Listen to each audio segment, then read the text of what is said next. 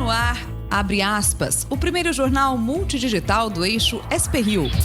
Abre aspas. Apoio. FIA. A FIA faz diferença.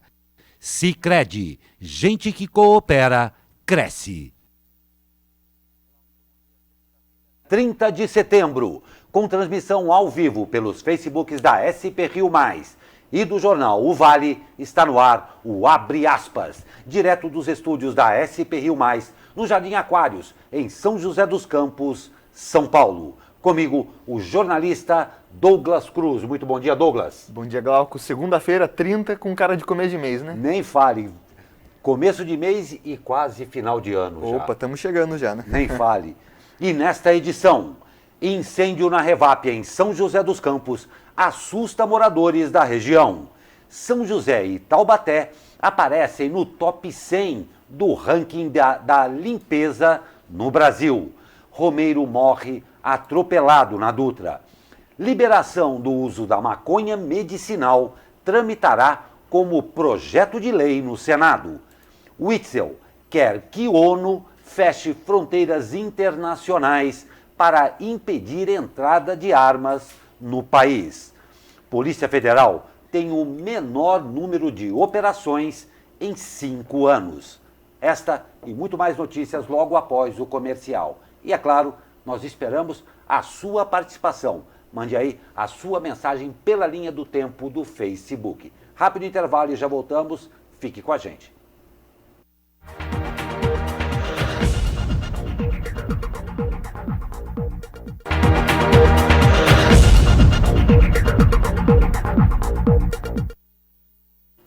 E um incêndio atingiu a refinaria Henrique Lage, a Revap, na zona leste de São José dos Campos, neste domingo.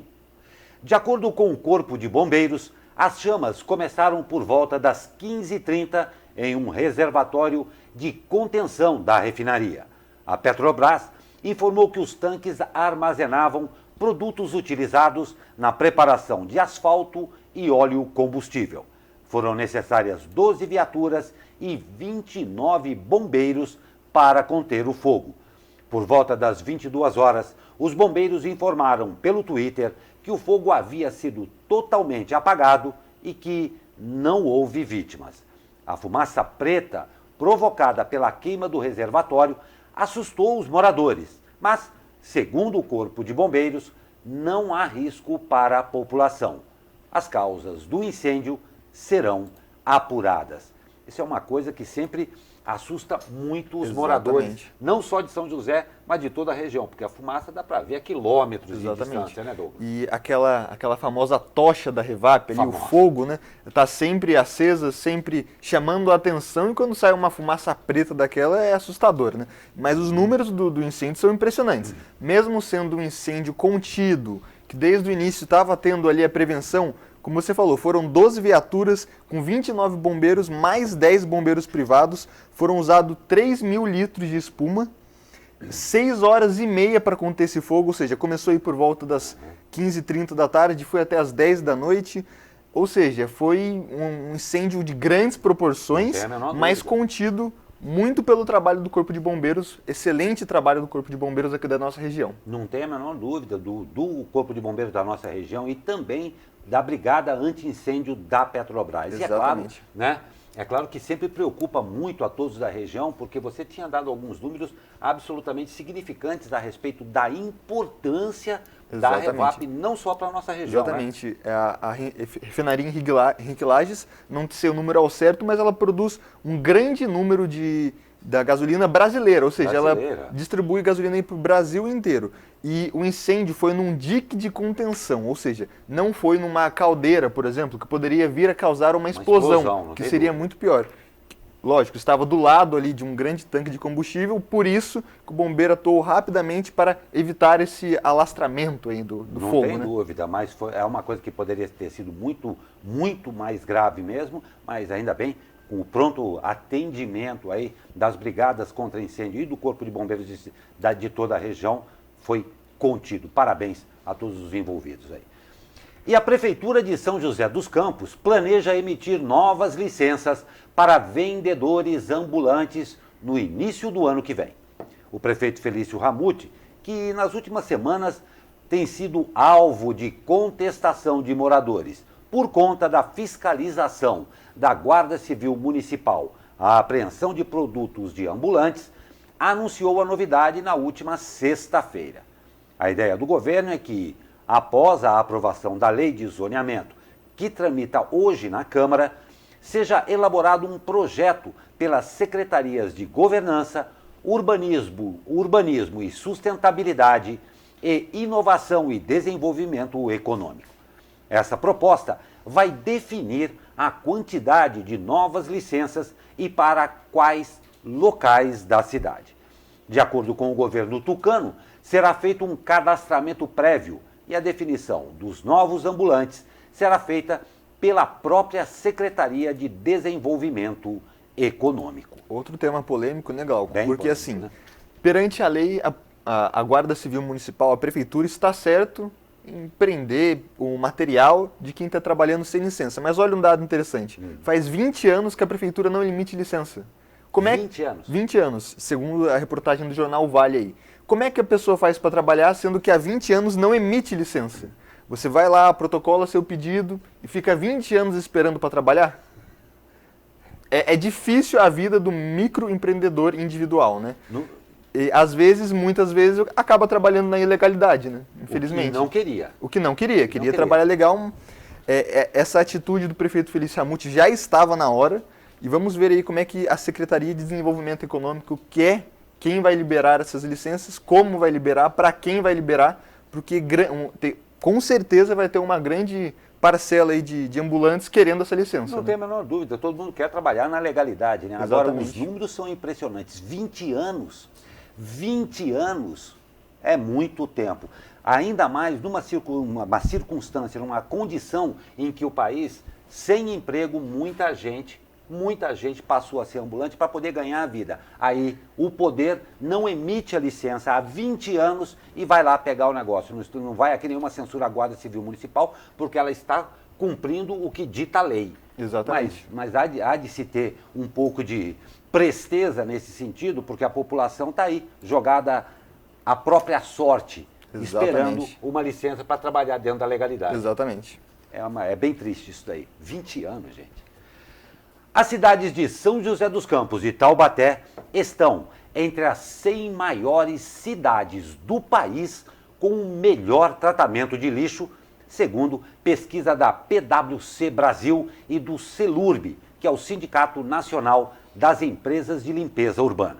A escala do ranking vai de 0, que é o baixo desenvolvimento, a 1, que é o alto desenvolvimento, e mede o índice de sustentabilidade da limpeza urbana.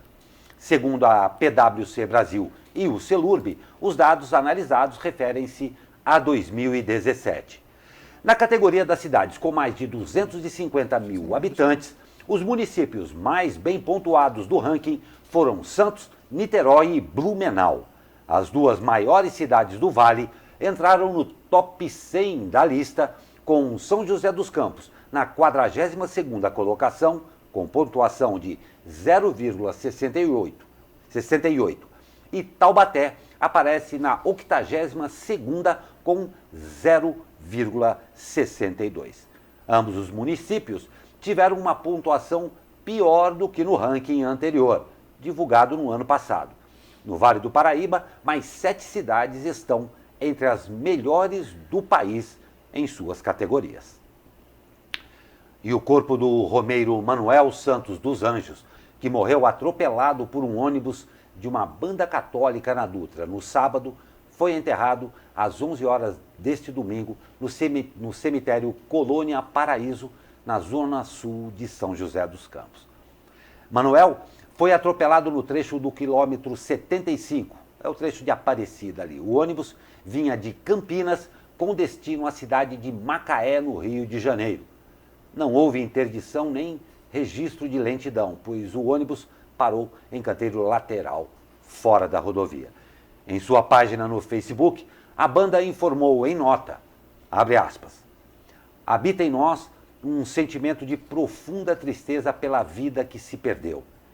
Abalados, mas com o coração em Deus, pedimos a todos que se unam a nós em orações pela família da vítima, a qual abraçamos com o nosso luto e pesar. O show que aconteceria no sábado, em Macaé, foi cancelado. Informação muito triste da gente se dar, ainda mais vindo de com quem aconteceu um acidente, né? Uma banda católica, infelizmente um romeiro que estava indo ir para Aparecida, para agradecer sobre uma cirurgia que deu certo. É uma tragédia, né? Mas a Polícia Rodoviária Federal, comentando o caso, mais uma vez ressaltou os cuidados, né, que se tem que tomar para casos como esse. A Polícia Federal informa que para casos de romaria, o melhor caminho aí a ser utilizado é o da Rota da Fé, né? Que não é as margens da rodovia Presidente Dutra. Porém, a gente sabe que a rodovia Presidente Dutra ainda é o caminho mais curto, então a Polícia Rodoviária Federal pede que os romeiros caminhem de roupas claras e de frente para o trânsito, porque você consegue assistir, ver o que está acontecendo, né? E já vou registrar aqui, Glauco, 2 participações. O Dana Souza, pô, Ana, segunda-feira, vamos lá, participa aí com a gente. E também do Zoroastro da Silva, que manda bom dia a todos, feliz semana. Muito obrigado, Zoroastro. Feliz semana é ótimo, feliz semana. Muito obrigado a participação de todos vocês, é um privilégio e uma honra tê-los fazendo o abre aspas conosco. Uma última observação com relação a esta tragédia que aconteceu com o Romeiro aqui. Muito importante isso que você falou, as recomendações da Polícia Rodoviária Federal. Mas é importante, mais uma vez, lembrando que a gente vem falando insistentemente aqui, que o trânsito por si só não se arruma. É preciso que se tenha solidariedade, é preciso que se pense no trânsito como uma ação social. O romeiro tem que tomar cuidado e os motoristas também.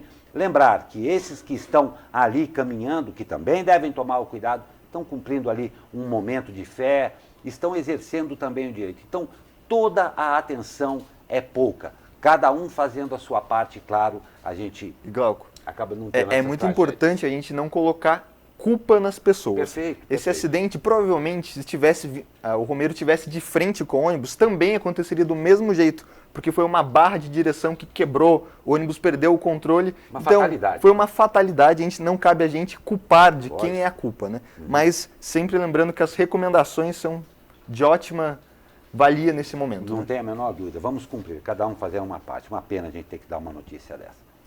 E o motorista de 19 anos capotou o carro que dirigia na madrugada deste sábado aqui na Avenida Cassiano Ricardo, no Jardim Aquários, em São José dos Campos. Ele fraturou a perna direita e foi encaminhado ao hospital municipal. O veículo ficou destruído. A Polícia Militar informou aos agentes de trânsito que o motorista perdeu o controle da direção ao fazer a curva na via. Ele iria acessar a rotatória, mas o veículo atingiu o muro de um posto de combustíveis. A área foi isolada e o carro retirado durante a manhã. Essa notícia foi aqui no nosso pé, para quem conhece que o Jardim Aquários é bem no muro aqui do prédio Pátio das Américas, junto com o posto Ipiranga. E, por sorte, a gente viu o estado do carro e ele saiu bem, né? Porque muita sorte assustador, mesmo. Né? E uma curva, não quero falar nada, mas ele devia estar um pouco rápido aí para não conseguir fazer a curva. Exatamente. Mais uma vez, não podemos culpar ninguém, isso é papel da polícia, mas as recomendações aqui é de 60 km por hora, né? Exatamente. Você derrapar numa curva, como dizem os pilotos, uma curva de alta, derrapar 60 por hora é bem pouco provável. Junte-se aí, talvez uma pitada sem nenhum julgamento, uma pitada de inexperiência. Provavelmente estava aí na carta provisória, né? Estava falando na matéria. E antes de você passar para a próxima, Galcão, nosso seguidor fiel, Luiz Rosa, mandou bom dia aí para você. Para nós todos, Luiz, seja muito bem-vindo, sempre um prazer tê-lo aqui. Essa segunda-feira promete, porque o céu está limpo. Tempo, a gente vai saber logo mais aqui. Então vamos lá? Vamos lá. Um policial militar foi morto na manhã de sábado no bairro Vila Letônia, em São José dos Campos. O corpo foi encontrado no carro com disparos de arma de fogo. Segundo a Polícia Civil, a ocorrência tem indícios de execução. O carro da vítima foi alvejado com cerca de 20 disparos. O crime aconteceu na Rua Áustria. A vítima era um soldado do 46º Batalhão de Polícia Militar de São José dos Campos. A Polícia Civil está investigando o caso. Também no sábado, um homem foi preso por tráfico na zona leste de São José dos Campos. Ele foi abordado pela polícia militar e em sua casa, no residencial São Francisco, foram encontrados mais de 20 quilos de cocaína e maconha enterrados em tonéis. A droga foi encontrada em local de mata com auxílio do canil do BAEP. Um dos cães encontrou 2 tonéis enterrados. Um deles continha 55 sacos com cocaína e materiais para o preparo da droga. O homem, de 37 anos, já havia sido preso por tráfico, roubo e porte de arma. Ele foi detido e levado à delegacia. 2 notícias aí sobre segurança, né? No primeiro a gente vê uma notícia boa, Exatamente. boa entre aspas, né? Porque uma apreensão de drogas é muito boa para a sociedade porque está tirando um traficante ali das ruas. Triste porque a pessoa chegou nesse nível, né? E mais triste ainda a morte de um policial, né? Que não estava em serviço, mas é uma pessoa que trabalha para o bem da população. E 20 tiros é uma execução, né? Não é uma coisa que aconteceu ao acaso aí. Vamos esperar a resolução desse caso para que os culpados sejam presos. Não né? tem a menor dúvida. Importantíssimo, importantíssimo isso também. Nós vamos para um rápido comercial e já voltamos com mais notícias para você. Sai daí, fica com a gente. Até já.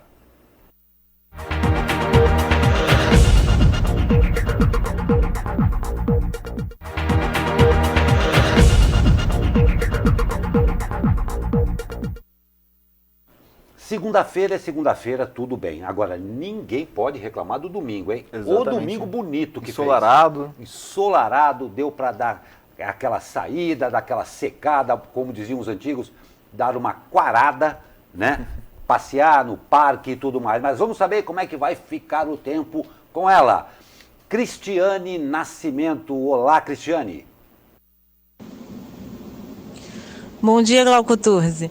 A segunda-feira começou com muitas nuvens em diversas regiões de São Paulo e as temperaturas mínimas em torno dos 13 graus. Mas a previsão é que ao longo do dia haja redução gradativa da nebulosidade e o predomínio seja de céu parcialmente nublado. Não há previsão de chuva para hoje.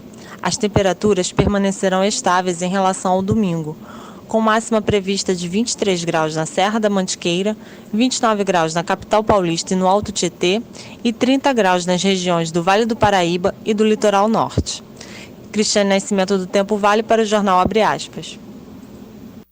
Obrigado, Cristiane. Ótima semana a você e todo mundo aí do Tempo Vale. O dia hoje promete ser quente mesmo, hein? 30 graus de máxima. Exatamente. Vai ferver. Esperamos, né? Primavera chegando aí. Pois é. Apesar que foi um inverno frio, um inverno quente, quer dizer, né? Muito quente, muito quente. Aliás, se essa for uma amostra do que nós teremos do que pela teremos proa no verão... Será um verão de 40 para cima. Nossa, eu não fui projetado para o verão. Não fui, literalmente. Mas vamos esperar. O que importa é saúde. Para o novo Procurador-Geral da República, decisão do STF sobre delatados não deve ser aplicada a processos concluídos. Augusto Aras participará na próxima quarta-feira, pela primeira vez, de uma sessão no Supremo Tribunal Federal como chefe do Ministério Público. Será na sessão que deve concluir o julgamento para que réus delatados falem por último em processos como os da Operação Lava Jato. Em conversa com a jornalista da Globo, Andréa Sadi, ele foi questionado se a decisão não pode levar à prescrição de processos antigos. E respondeu que, se a lei vale para todos, isso pode virar um caos e que, assim, os efeitos devem ser para novos processos. Na semana passada, a maioria dos ministros do STF considerou que réus delatados têm o direito de falar por último, antes da sentença. Fato que poderia anular diversos processos do país, principalmente os da Lava Jato. O julgamento no Supremo ainda não acabou e ainda não se sabe o alcance da medida. O presidente do Supremo, Dias Toffoli, disse que fará uma proposta nesta semana. Para Augusto Aras, é preciso definir o alcance da decisão para evitar insegurança e incertezas jurídicas. Como é que está o seu latim, Glauco? olha, um pouco enferrujado. Então o meu também está ruim, então vamos abrir aspas aqui para o Augusto Aras. Ele falou para André Sadi, do Grupo Globo, né? Falando em tese, não é só a prescrição. Seria mais grave se for erga omnes, virou caos. Os efeitos devem ser para frente. Segundo aqui os nossos juristas aqui do abre aspas, né? Esse erga omnes significa que a lei vale para todos, ou seja, outros processos se baseariam nessa decisão. Isso pode englobar diversos processos da Lava Jato, inclusive do ex-presidente Lula, que já entrou com moções aí para que fosse reavaliado o seu caso. Ou seja, o Augusto Aras está falando que vai virar um caos se todos os processos tiverem que ter a palavra final do réu, né? Ou seja, quase todos os processos da Lava Jato seriam reabertos. Então ele está querendo que o STF julgue o que tem que julgar, que faça o que tem que ser feito, mas que a lei comece a valer daqui para frente, não daqui para trás, né? Não tem dúvida, Douglas, muito bem colocado, muito bem observado. E o que fica, acredito eu, para o leigo, para o cidadão normal, porque toda discussão jurídica envolve o advoguês, que muitas vezes não dá clareza a todos nós. Existe um tratado não, é uma regra muito antiga, e nós vamos consultar os nossos juristas a respeito disso também, de que a lei não pode retroagir em prejuízo do réu. O que o Augusto Aras fala aqui é que se isso agora for valer para todo mundo lá atrás, que já estava com o negócio em julgado, realmente parece que vai haver um caos mesmo. Porque exatamente. Só o tempo que vai se levar para se rever todos esses casos, e acredito eu, pode se abrir precedentes muito complicados jurídicos. O STF tem cerca de 30 mil processos esperando para ser julgado. Ele está totalmente sobrecarregado. Agora você imagina, se fora esses 30 mil que tem que ser julgados, começa a reabrir processos. Viraria um caos, como disse o Augusto Aras, né? Não tem dúvida. E olha, o que se vê esse final de semana, estávamos até discutindo a respeito disso, o problema é a falta de clareza que fica para o cidadão, porque a grande maioria não está entendendo o que está acontecendo. Espera um pouquinho, aquilo que já tinha sido feito não vale mais, porque tem uma regra nova que nós vamos precisar rever tudo. É muito complicado. Então é importante, nós vamos estar muito atentos aqui no Abre Aspas, para trazer para você a melhor elucidação possível dentro desse caso, né, Douglas? Fui bem no latim? Foi ótimo no latim. Está bem melhor que o meu latim. Doutor Tarcísio vai avaliar depois, né, nosso comentarista. Será avaliado. Vamos ver a sua nota no final do mês em latim. Prosseguindo, a AMB, Associação de Magistrados Brasileiros, entrou com uma ação no Supremo Tribunal Federal questionando a lei de abuso de autoridade aprovada pelo Congresso Nacional. A ação direta de inconstitucionalidade foi protocolada na noite deste sábado. A ação ainda não tem relator no Supremo. A lei, sancionada no início do mês com mais de 30 vetos, define as condutas de agentes públicos, como policiais, promotores e juízes, que poderão ser enquadradas no crime de abuso de autoridade. Neste sábado, o presidente Jair Bolsonaro promulgou trechos da lei que tinham sido vetados por ele, mas cujos vetos acabaram derrubados pelo Congresso Nacional. E agora vamos ler uma noticinha para você que, Glauco, foi polêmica esse fim de semana também. Integrantes do Conselho Nacional do Ministério Público avaliam investigar o ex-procurador-geral da República, famoso PGR, Rodrigo Janot, após o relato de um plano para matar o ministro do STF, Gilmar Mendes. A gente noticiou na sexta-feira que ele deu uma entrevista à revista Veja, falando que entrou armado no STF, né? Segundo o jornalista Fábio Fabrini, da Folha de São Paulo, a iniciativa está sendo discutida reservadamente por um órgão do grupo de conselheiros. A ideia é pedir que o assunto seja tratado no âmbito de uma reclamação disciplinar perante a Corregedoria do Conselho Nacional. Lembrando, Rodrigo Janot afirmou na última quinta-feira que, numa ocasião, foi armado ao Supremo Tribunal Federal com a intenção de executar Gilmar Mendes e se suicidar. Na sexta, o STF determinou medidas de busca e apreensão no apartamento de Rodrigo Janot. E ele teve a arma e o celular, um tablet, né, recolhidos. Ou seja, um completo absurdo aí, esse caso do Rodrigo Janot, né, que agora está sendo investigado pelo Ministério Público. porque se for comprovado que ele tinha essa intenção, que ele entrou numa instituição armado, e como ele falou na entrevista, chegou até a engatilhar a arma, vamos ver como é que vai ficar, né? Não, mas é gravíssimo isso. Gravíssimo. Em se tratando de quem é, não tirando o mérito de ninguém, não, mas em se tratando de quem é e o cargo que ocupa, é uma situação absolutamente séria que deve sim ser investigada e, se provar tudo isso, uma simples correção, um ai, ai, ai, não faça mais isso, talvez não seja suficiente, né? Pô, não faz isso, Glauco, não pode, não pode, é assim, né? Ai, ai, ai, ai, ai, ai, hein? Exatamente. Não pode, vamos esperar a conclusão. E em meio à polêmica, a Comissão de Direitos Humanos e Legislação Participativa do Senado acatou uma sugestão legislativa sobre o uso da cannabis medicinal. O documento enviado ao Senado detalhava em 133 artigos pontos como normas procedimentais e regulamentares sobre métodos de pesquisa, padronização, certificação, controle e fiscalização da maconha medicinal. O senador Alessandro Vieira, relator da proposta, apresentou uma nova redação mais sucinta, onde o projeto passaria a ter apenas 6 artigos que tratam dos produtos, dos processos e dos serviços relacionados à maconha medicinal. A proposta vai tramitar como projeto de lei no Senado. Isso aí tem que ser apurado como algo extremamente medicinal, sem fins ideológicos, fins religiosos, fins políticos. Maconha medicinal é um remédio em determinadas doenças, medicina. Em nada mais até situações Exatamente. de algumas enfermidades, né? Nada mais do que isso. Né? Nada mais do que isso. Esperamos que que lá se tenha esta grandeza, desvinculação total de qualquer e outra intenção da coisa. É remédio, é medicina, tá? Eu vou querer a sua opinião a respeito da próxima notícia. Vamos lá, estamos aí para isso.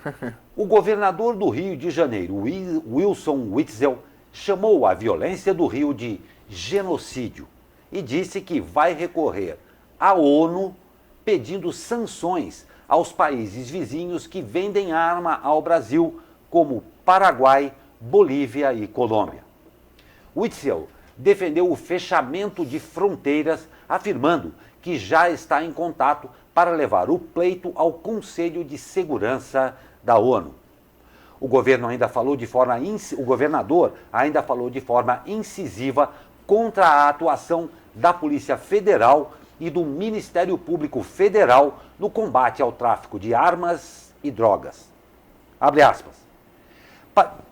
Quem investiga o tráfico de armas e de drogas é a Polícia Federal, é o Ministério Público Federal. Então, eles estão, neste momento, em débito com a sociedade, disse Wilson Witzel.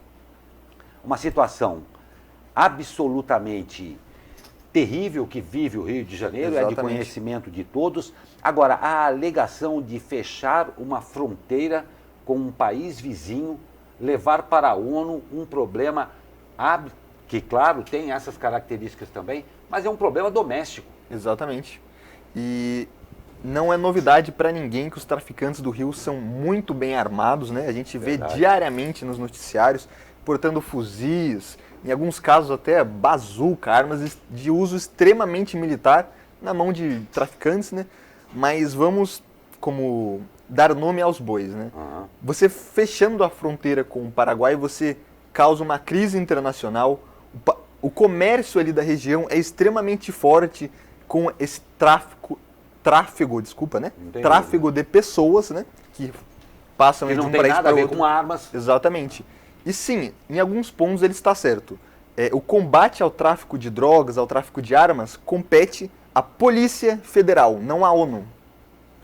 Exatamente. Perfeito. Então, o que ele pode fazer é pedir ao presidente, ao ministro da Segurança Pública, Sérgio Moro, que intensifique esse combate aí ao tráfico de drogas. E é muito interessante a próxima notícia que você vai ler, Glauco, que fala exatamente de Polícia Federal. Não tem a menor dúvida. E com relação ainda ao Rio de Janeiro, é absolutamente necessário, não só no Rio de Janeiro, como em toda a esfera nacional, em todos os estados, municípios e tudo mais, que nós tenhamos responsabilidade e saber que esse problema não começou agora, que vai doer muito, vai ser muito difícil resolver, mas é preciso ter responsabilidade e coragem para fazer isso.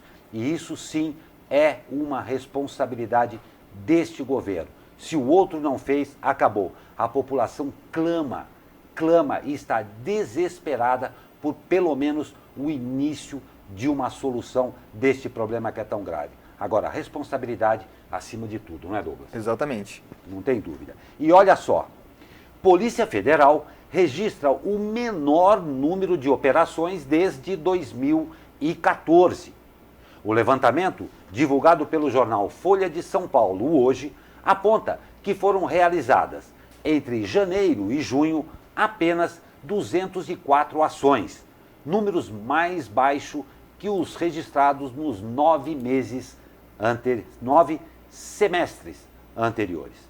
No período entre 2009 e 2019, o pico de operações aconteceu entre julho e dezembro de 2018. Os resultados da atual gestão só ficam à frente dos registrados até o primeiro semestre de 2014, quando houve 178 operações. Atualmente, a Polícia Federal passa por momentos de incertezas. Em agosto, Bolsonaro anunciou a troca do superintendente do órgão no Rio, Ricardo Saad, dizendo ser ele quem manda na corporação e ameaçou substituir seu diretor-geral, Maurício Valeixo, que é da confiança de Sérgio Moro. Segundo juristas, leis como a do abuso de autoridade e outras ainda podem cercear e dificultar o trabalho dos investigadores. A Polícia Federal alega que vários fatores podem ter impactado seu desempenho, como a queda de 10% do efetivo policial na ativa desde 2016. E pondera que os números deste ano ainda refletem os resultados de investigações feitas em governos anteriores. Essas duas notícias estão interligadas direta ou indiretamente. O Wilson Witzel aí, ele com razão neste ponto está reclamando sobre a entrada de armas no país, que é um trabalho da Polícia Federal, ele tem razão. Porém, você está vendo aí, a Polícia Federal está diminuindo o seu número de operações. Como é que a resposta da Polícia Federal, o efetivo da Polícia Federal está menor. Como é que você aumenta esse combate ao tráfico de drogas com menos policiais? Fica difícil. Fica complicado. E só lembrando a importância da Polícia Federal, ela está falando aí que os números são de governos anteriores, os números de homicídios no país caíram muito, e é importante citar algumas operações da Polícia Federal, como a Operação Lava Jato, Glauco. Um número aqui do site O Antagonista. Cerca de 221 delatores da Lava Jato já ressarciram cerca de 1,83 bilhão de reais. Isso não está ligado a empresas, são de delatores. Ou seja, a Polícia Federal tem um trabalho importantíssimo no que se diz ao combate da corrupção em diversas áreas. Chega desde as áreas do crime de colarinho branco, como é o caso da Lava Jato, desde as áreas de intenso trabalho contra o tráfico de drogas, de armas, que é uma operação pesada, que você vai lá para prender fuzil, né? Isso demonstra aí a importância desse órgão aí do nosso governo. Não tem dúvida, e eu vou até pegar um exemplo que você falou agora há pouco a respeito de uma notícia, a respeito disso daí também, de enfrentar o crime organizado, de ressarcir o país dessa dilapidação que ele sofreu ao longo de tanto tempo aí, por essa corrupção que não acabava. É preciso que nós tenhamos a responsabilidade, como o Douglas falou, a total isenção de cor, de partidos e tudo mais. É necessário que nós brasileiros resgatemos a nossa cidadania apoiando quem combate, sim. Tudo dentro da lei.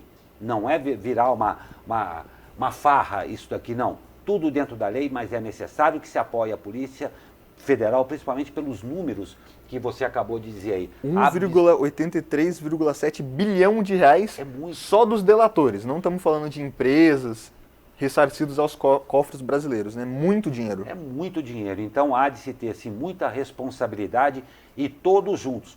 Nossa parte, exigir, a parte de lá fazer a sua parte. Agora, nada acontece se também não se aprouver recursos para que a polícia possa fazer o seu trabalho. Não existe milagre, existe trabalho. Aí sim a coisa funciona com responsabilidade, né? Nós vamos para um rápido comercial e já voltamos, claro, contando com a sua participação. Até já.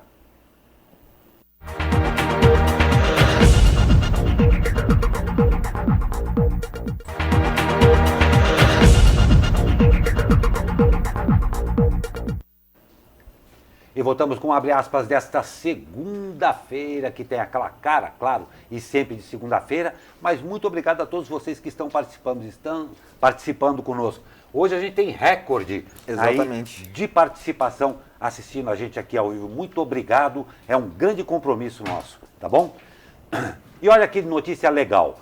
No próximo fim de semana, de 4 a 6 de outubro, a capital paulista será tomada por mais de 150 atividades gratuitas no Festival Mário de Andrade, a Virada do Livro, organizado pela Secretaria Municipal de Cultura. A meta é ser um grande encontro inspirado na cultura do livro. Estarão reunidos autores, editores, leitores, bibliotecários, livreiros, coletivos e públicos de todas as idades e de todo o Brasil. O eixo central do evento será o Corredor do Livro, trajeto entre a Biblioteca Mário de Andrade e a Praça das Artes, passando pela Rua Xavier de Toledo e pelo Teatro Municipal, compreendendo aí 1,5 km ao ar livre, com tendas que abrigarão as principais editoras, livrarias, bancas e coletivos do país. O festival se espalhará ainda pelos centros culturais Tendal da Lapa e Cidade. Que coisa bacana, né, Douglas? É sempre muito legal dar notícia de cultura, né? Que vai ter um festival de livros.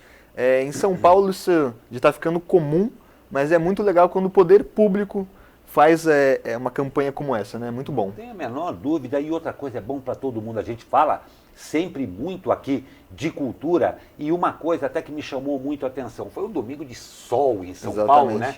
E teve uma reunião nos parques lá de jazz ao vivo. Olha que legal. Muito legal isso daí, mas o que me chamou mais a atenção é o número enorme de famílias com crianças e tal, e fizeram até a Globo News. A Globo News fez uma entrevista, uma garotinha pequenininha falando, e perguntaram aquela inocência de criança se era legal. Ela falou sim que era legal, que ela gostava da música, que era uma música boa de ouvir, mas que ela estava contente de poder passear com o pai e a mãe. Olha que legal. Ali.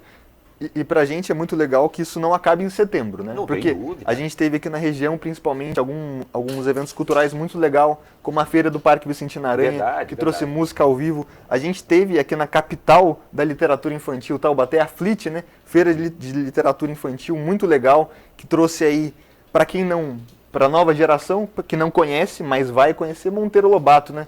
Então que isso não acabe com setembro, né? Que vá outubro, novembro, dezembro e aí vai.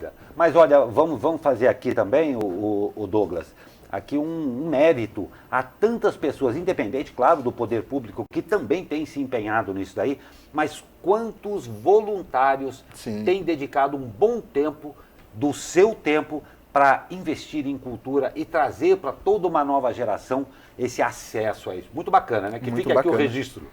Não apenas aqueles que trabalham, né? Aqueles que dispõem a ir lá, que é o público é o fundamental de todo grande evento. Né? Não tem dúvida. Mais uma vez, a gente sempre fala aqui também, é imprescindível o exemplo.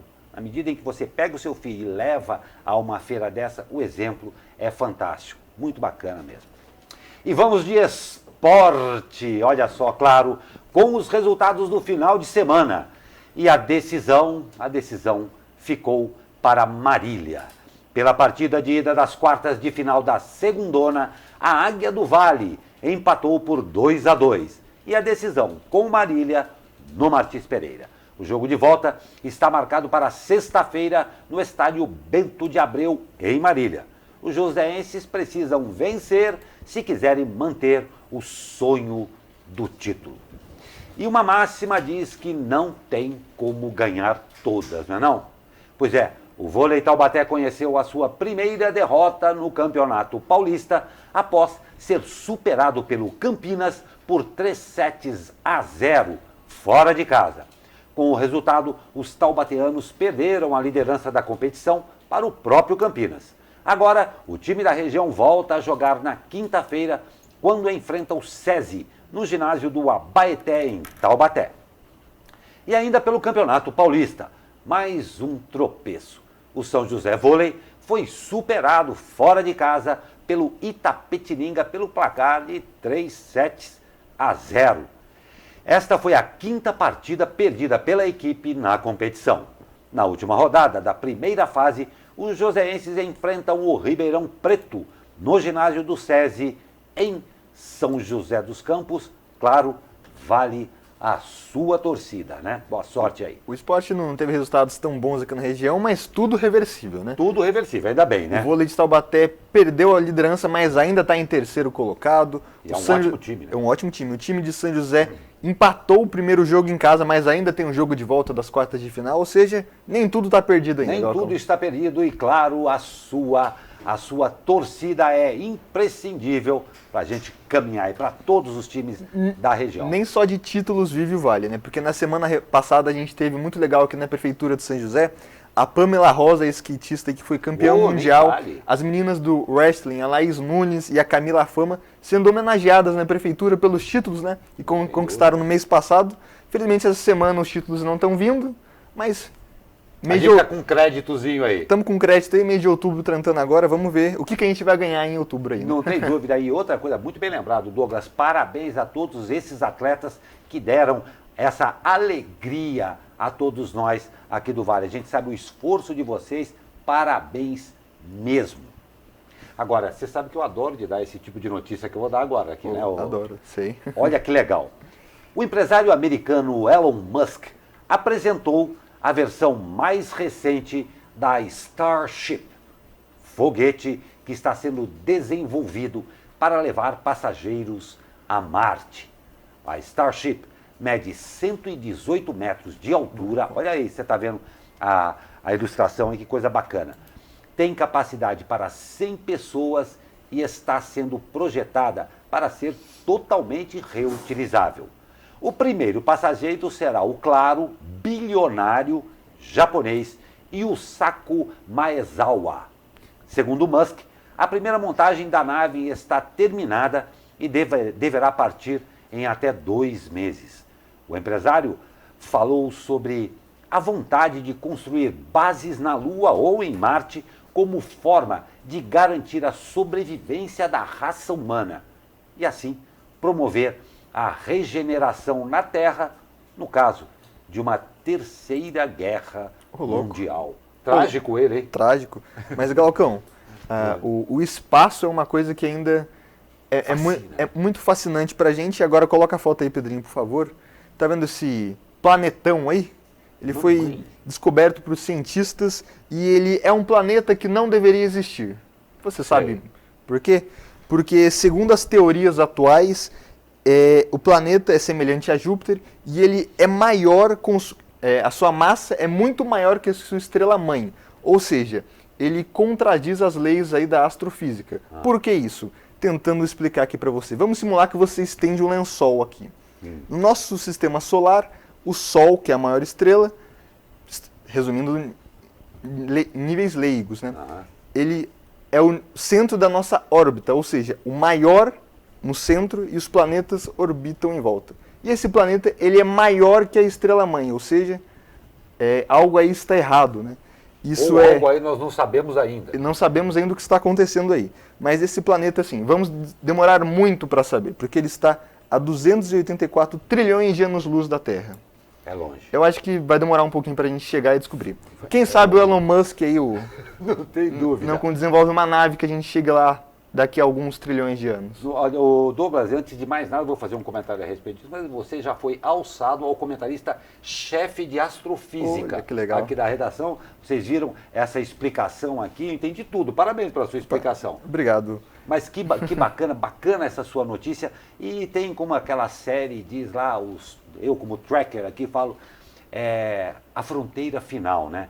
Tem tanta coisa que a gente não conhece nessa vastidão de espaço. E agora, como ele falou aí, há 200 e poucos trilhões de anos-luz, cada vez mais a gente vê o tamanho que nós estamos nesse imenso universo. Exatamente. Né? Que bacana aí. Mas olha, boa sorte aqui a todo mundo que pretende viajar, o senhor japonês aqui, o senhor Yusaku Maezawa. Boa viagem ao senhor e que seja esse aí o começo, talvez não por uma terceira guerra mundial, mas que seja sempre um viés de saída para que a humanidade, se reconhecendo como humanos, progrida e chegue ao que todo mundo quer, que é esta paz para todos nós.